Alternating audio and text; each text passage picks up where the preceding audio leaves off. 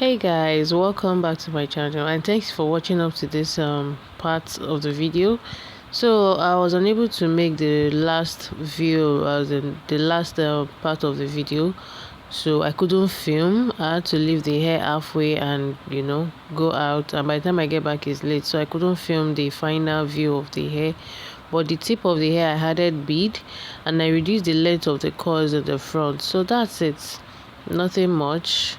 So thanks guys, thanks for watching, thanks for staying tuned. Don't forget to like, comment and also subscribe. And for my new subscribers, you're welcome to the channel.